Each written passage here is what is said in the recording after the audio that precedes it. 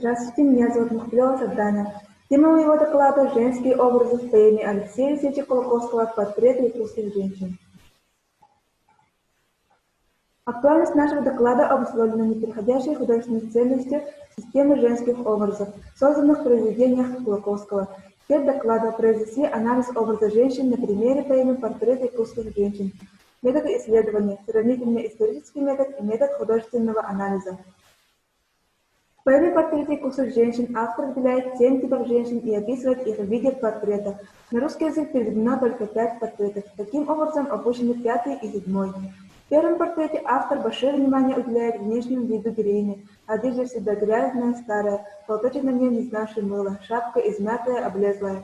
Характер героини раскрывается в ее поступках в отношении к другим людям, свое горе на детишках умещающее, с умными намеками, со словами убогими. Для создания портрета первой героини большое значение имеет изображение социальной среды, в которой живет героиня, от родного улуса не отъезжавшая. Во втором портрете возникает образ сварливой и языкастой злой женщины, со словесным зудом от бесов заразившейся, сама не помнит, о чем говорит. Черты лица раскрывают характер героини. Перед нами женщина с длинными бровями, с тонкими губами, с нахмуренным лбом. Характер героини раскрывается в поступках героини в отношении к другим людям. От ее злости сено сгорит. Третий портрет посвящен ревнивой, упрямой, ветливой женщине. Несмотря на ее спокойный тихий характер, отличается тем, что очень ревнива и в меру словах не знает. Героиней четвертого портрета является жизнерадостная женщина, предпочитающая раскульный образ жизни.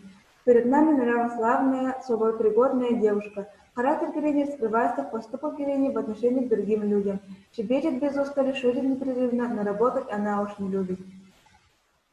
В шестой части поэмы дан портрет внешне неприглядно, с полнейшей до безобразия женщины, задыхающейся от чрезмерной полноты рубах ее широта и простор, которая отличается, однако, своим добродушием. Как хозяйка она распорядительна и безупречна во всем. Проанализировав данное произведение, мы выявили особенности женских образов в творчестве Алексея Алексеевича Колокосского.